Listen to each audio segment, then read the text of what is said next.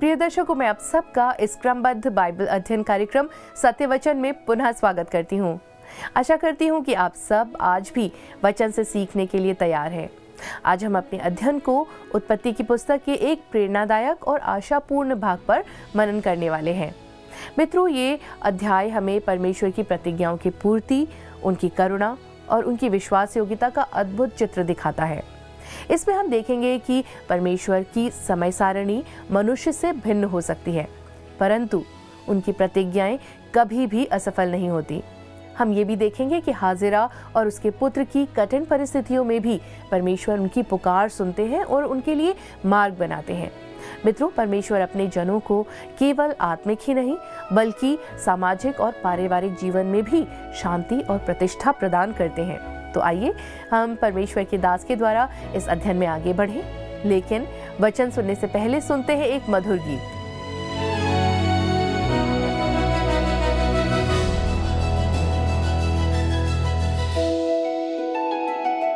प्रिय मित्रों, आप सभी को प्रभु यीशु मसीह के नाम में प्रेम भरा नमस्कार। आज हम अपने अध्ययन को उत्पत्ति के 21 अध्याय से आरंभ करने जा रहे हैं, जिसका विषय है इसहाक का जन्म, हाजिरा और इस्माइल का निकाला जाना, बेरशेबा के निकट अब्राहम और अबीमेलेक की मुलाकात। पिछले अध्याय का केंद्र था कि पाप का हल निकाला जाए या निकाला जाना चाहिए, पाप का अंगीकार किया जाना चाहिए और अब्राहम और सारा के जीवन में इसहाक के जन्म के पहले पाप का निराकरण हो जाना चाहिए था। अब 21वें अध्याय में हम इसहाक का जन्म देखते हैं। आइए हम पढ़ते हैं 21 अध्याय के पद 1 और 2 को। लिखा है, यहोवा ने जैसा कहा था वैसा ही सारा की सूधी लेके उसके साथ अपने वचन के अनुसार किया। सारा अब्राहम से गर्भवती हुई और उसके बुढ़ापे में उसी नियुक्त समय पर जो यहोवा ने उससे ठहराया था एक पुत्र उत्पन्न हुआ। मित्रों, आप देखेंगे कि इसहाक और मसीह यीशु के जन्म में हमें बहुत समानता देखने को मिलती है। मैं विश्वास करता हूं कि इसहाक का जन्म हमें इसलिए बताया गया या दिया गया कि मानव जाति के सामने प्रभु यीशु मसीह के जन्म की वह महान सच्चाई प्रकट की जा सके। इसहाक का जन्म परमेश्वर द्वारा नियुक्त समय पर हुआ और पौलुस गलाती 4:4 में कहता है, परंतु जब समय पूरा हुआ तो परमेश्वर ने अपने पुत्र को भेजा जो स्त्री से जन्मा और व्यवस्था के अधीन उत्पन्न हुआ। तब इसके आगे पद 3 से 7 में हम पढ़ते हैं उत्पत्ति 21 के, अब्राहम ने अपने उस पुत्र का नाम जो सारा से उत्पन्न हुआ था इसहाक रखा, और जब उसका पुत्र इसहाक 8 दिन का हुआ तब उसने परमेश्वर की आज्ञा के अनुसार उसका खतना किया।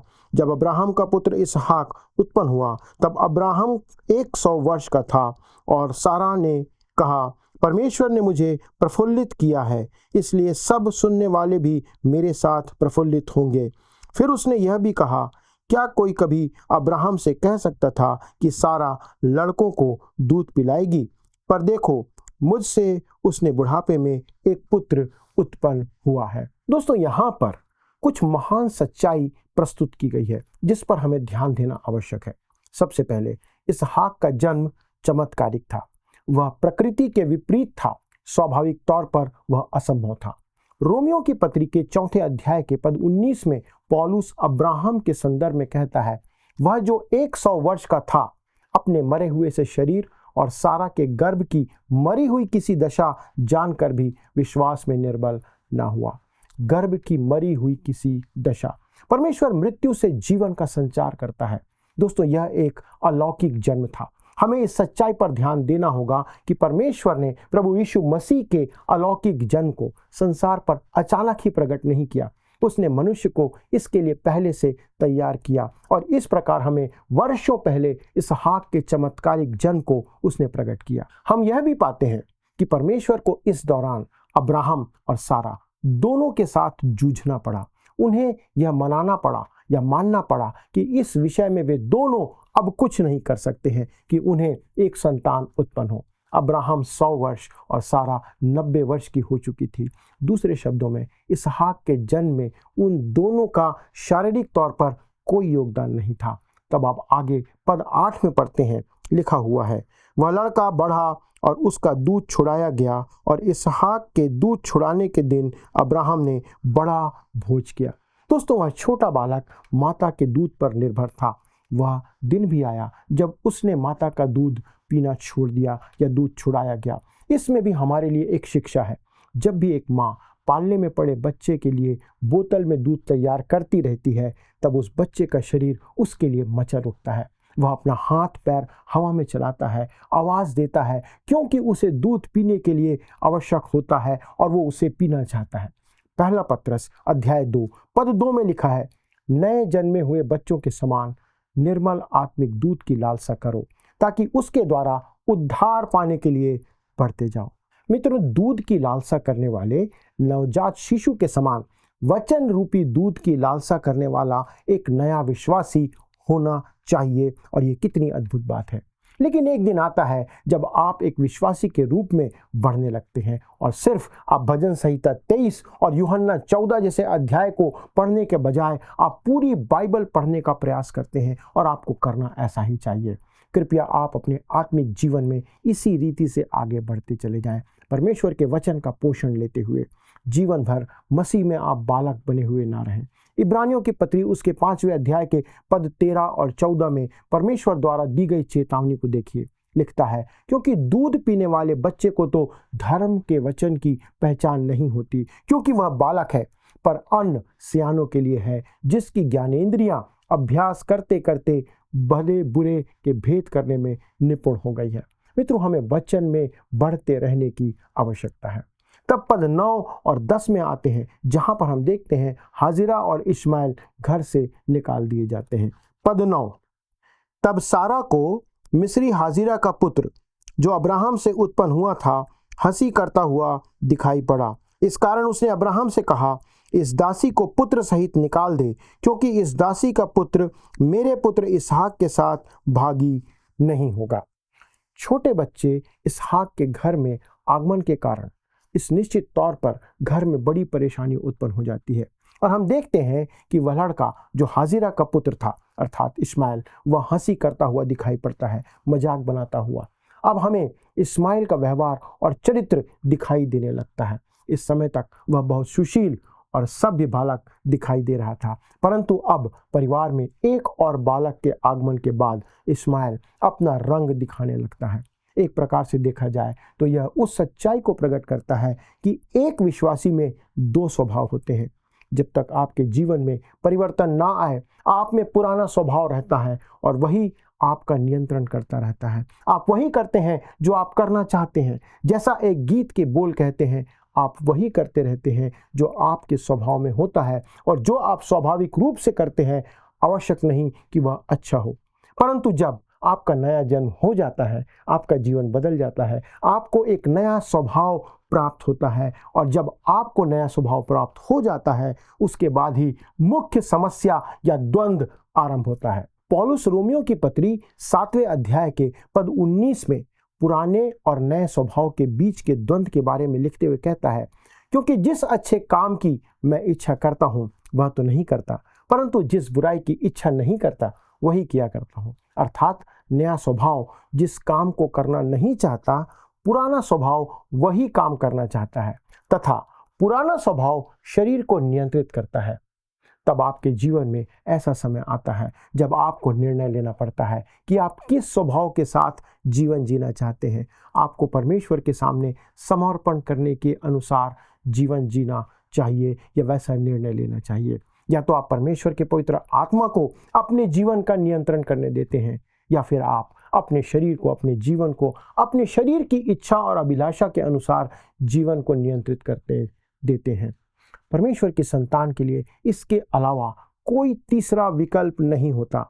दासी की स्त्री के पुत्र को बाहर निकाला जाएगा। यही बात हमें उत्पत्ति की पुस्तक में दिखाई गई है, बताई गई है कि दासी हाजिरा के पुत्र को घर के बाहर जाना पड़ेगा। तब पद 11 में हम आते हैं, लिखा है, यह बात अब्राहम को अपने पुत्र के कारण बहुत बुरी लगी।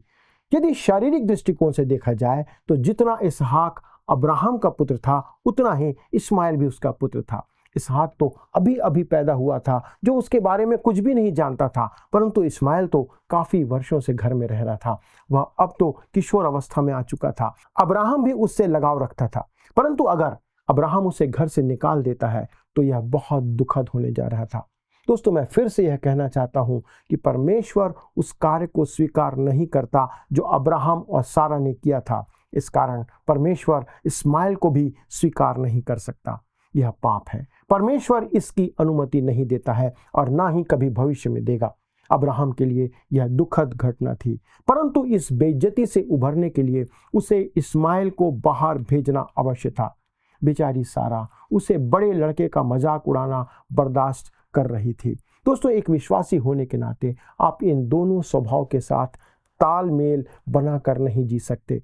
आपको एक निर्णय लेना होगा, या इसके साथ या उसके साथ। याकूब पहले अध्याय के पद 8 में यही कहता है, वह व्यक्ति दुचित्ता है और अपनी सारी बातों में चंचल है। यह बात आज कई विश्वासियों में अस्थिरता और असुरक्षा की भावना को प्रकट करती है। वे संसार के साथ भी चलना चाहते हैं और फिर वे प्रभु के साथ भी चलना चाहते हैं। वे आध्यात्मिक तौर पर दुचित्ते हैं। वे दो नावों में पैर रखने का प्रयास करते हैं। आप ऐसा नहीं कर सकते। यूनानी लोग एक दौड़ किया करते थे जिसमें दो घोड़ों को एक साथ बांध देते थे और जो घुड़सवार होता था वो एक होता था। वह एक पैर एक घोड़े पर और दूसरा पैर दूसरे घोड़े पर रखता था और दौड़ शुरू हो जाती थी। दोस्तों, यह दौड़ तब तक ही बहुत अच्छी चलती थी जब दोनों घोड़े एक साथ दौड़ते रहते थे। आप में और मुझ में दो स्वभाव होते हैं।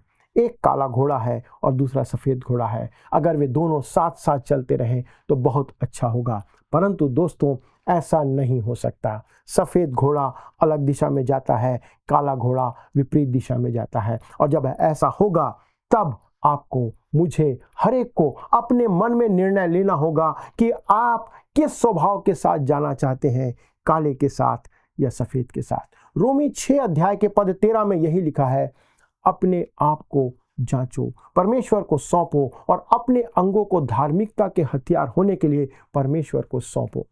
दोस्तों, आगे बढ़ते हुए पौलुस रोमी 8 उसके 3 और 4 में कहता है, जो काम व्यवस्था शरीर के कारण दुर्बल होकर ना कर सकी, उसको परमेश्वर का पवित्र आत्मा पूरा कर सका। व्यवस्था मनुष्य के पुराने स्वभाव को नियंत्रित करने का काम करते हुए असफल रही, परंतु अब परमेश्वर का आत्मा हमारे नए स्वभाव को सामर्थ्य देकर वह काम पूरा कर सकता है जो व्यवस्था कभी पूरा नहीं कर सकी। हाजिरा के पुत्र इस्माइल का चरित्र अब दिखाई देने लगता है। यह वही स्वभाव है जिसे हम भविष्य में एक राष्ट्र के रूप में प्रकट होते हुए देखेंगे। दोस्तों, एक ऐसा राष्ट्र जो विद्रोही है, जिसका हाथ अपने भाई के विरुद्ध उठा हुआ है, सदियों से उसका यही चरित्र है जो चलते आ रहा है। जैसा मैंने पहले कहा था, इसहाक के जन्म में हम आने वाले प्रभु यीशु मसीह की झलक को देख सकते हैं। परमेश्वर ने अचानक ही मानव जाति पर कुंवारी से पुत्र के जन्म को प्रकट नहीं किया। दोस्तों, इससे पहले उसने बहुत सी घटनाओं के द्वारा हमें इस बात के लिए तैयार किया, जिसमें यूहन्ना बपतिस्मा देने वाला, शिमशोन और इसहाक का जन्म शामिल है। मैं इस समय इसहाक और प्रभु यीशु मसीह के जन्म के बीच उल्लेखनीय तुलना आपके सामने रखना चाहता हूं। पहली बात, इसहाक और मसीह यीशु दोनों के जन्म की प्रतिज्ञा की गई थी। जब परमेश्वर ने अब्राहम को कसदियों के ऊर से 25 साल पहले बुलाया था, तब परमेश्वर ने उससे कहा, मैं तुझे और सारा को एक पुत्र दूंगा। अब 25 वर्ष गुजर चुके हैं और परमेश्वर ने अपनी प्रतिज्ञा को पूरी किया। परमेश्वर ने इस्राएल राष्ट्र से भी कहा था, देखो, एक कुंवारी गर्भवती होगी और पुत्र जनेगी।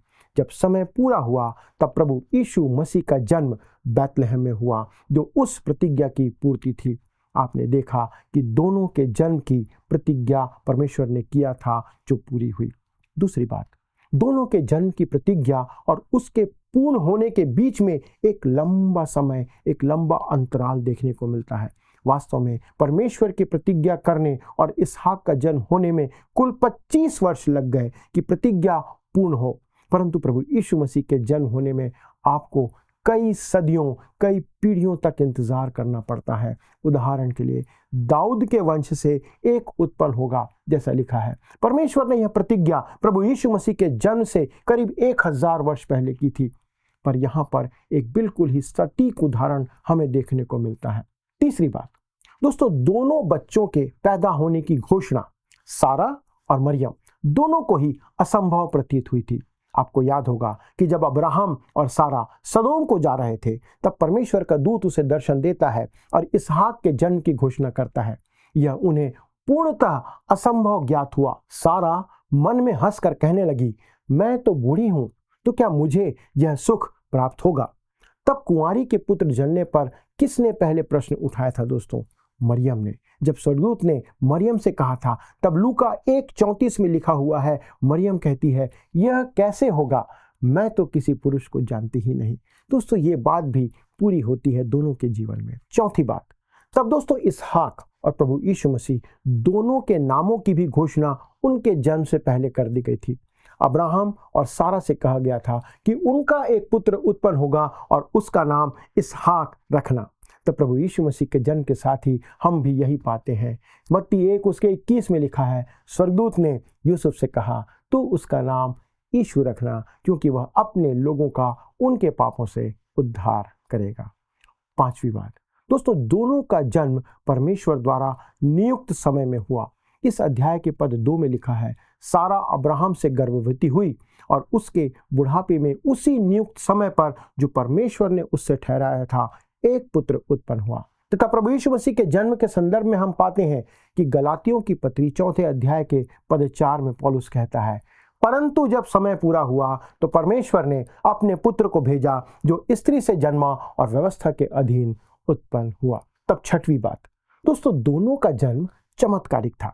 इसहाक का जन्म भी एक आश्चर्य कर्म था और प्रभु यीशु मसीह का जन्म भी। दोनों में किसी भी पुरुष की कोई भूमिका नहीं थी, वो परमेश्वर की सामर्थ्य से हुए थे। तब आती है सातवीं बात, दोस्तों वे दोनों पुत्र अपने पिता के लिए आनंद का कारण थे।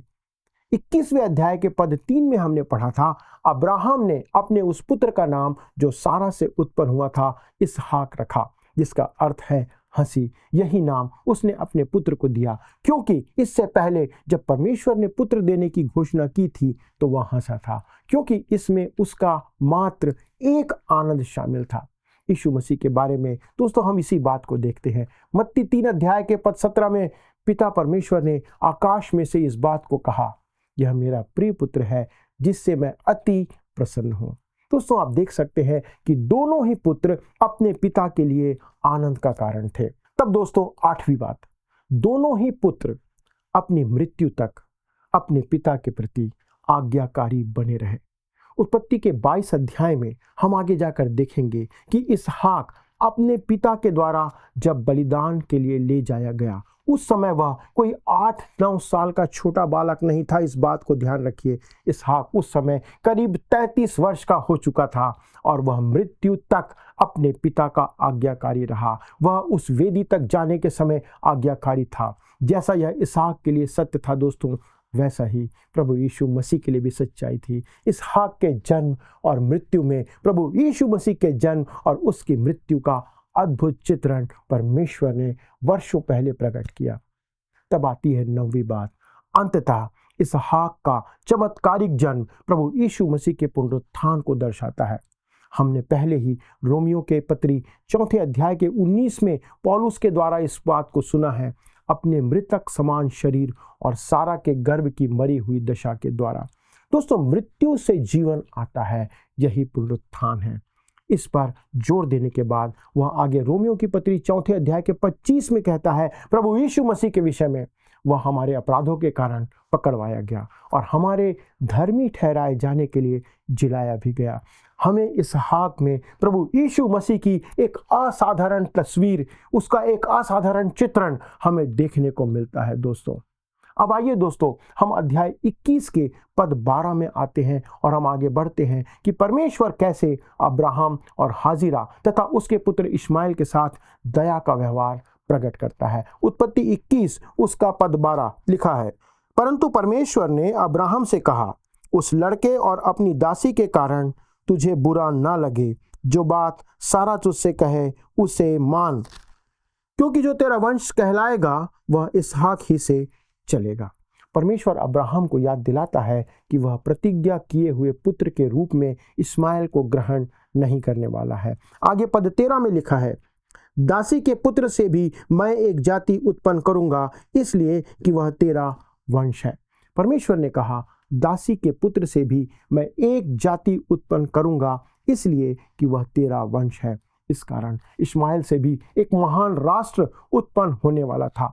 तब हम आगे बढ़ते हैं और पद 14 से 21 में इस घटना को पढ़ते हैं। जैसा लिखा हुआ है, इसलिए अब्राहम ने सवेरे तड़के उठकर रोटी और पानी से भरी चमड़े की थैली भी हाजिरा को दी और उसके कंधे पर रखी और उसके लड़के को भी उसे देकर उसको विदा किया। वह चली गई और बेरशेबा के जंगल में भटकने लगी।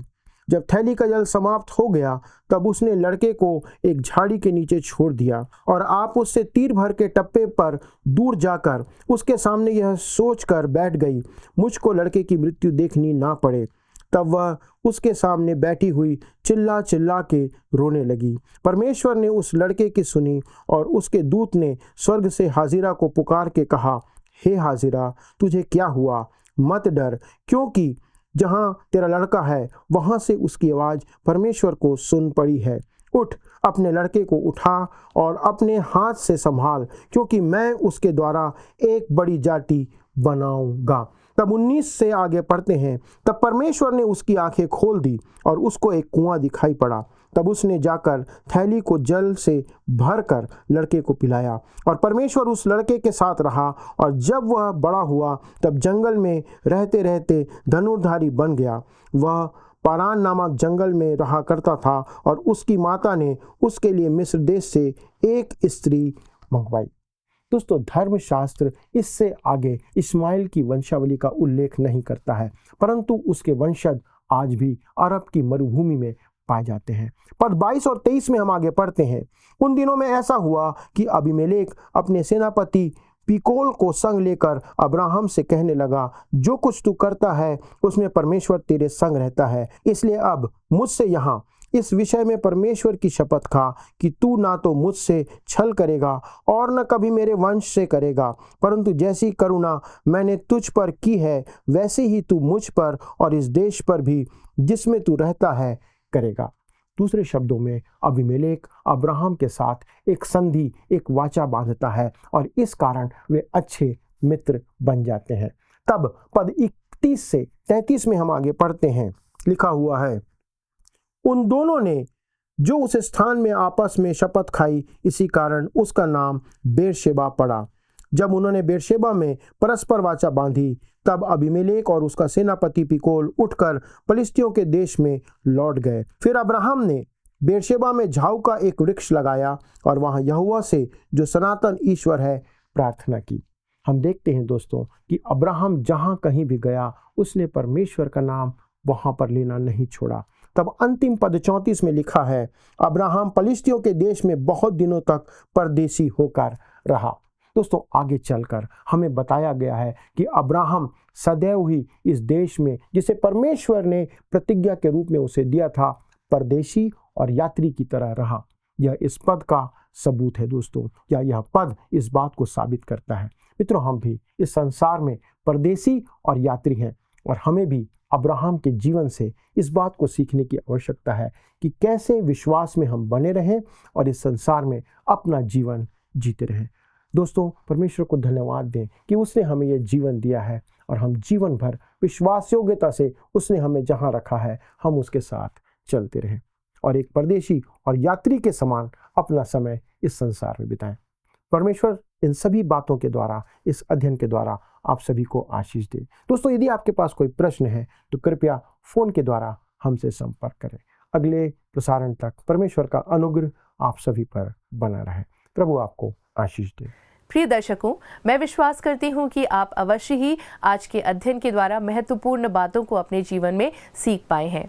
हमने इसहाक के जन्म की प्रतीक्षा से समझा कि यदि परमेश्वर पर भरोसे के साथ समय बिताया जाए तो समय व्यर्थ नहीं जाता।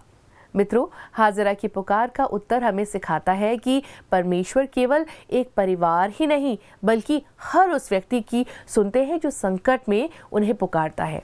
आज भी परमेश्वर की प्रतिज्ञाएं अटल है, उनकी दया असीम है और उनका समय सर्वोत्तम है। तो आइए हम विश्वास के साथ उसे पुकारें और धीरज से आगे बढ़ें। आइए अब हम प्रश्नों की ओर चलते हैं। पिछले प्रश्न का उत्तर है बी, सोअर। लूत अपनी बेटियों के साथ सोअर में जा बसा।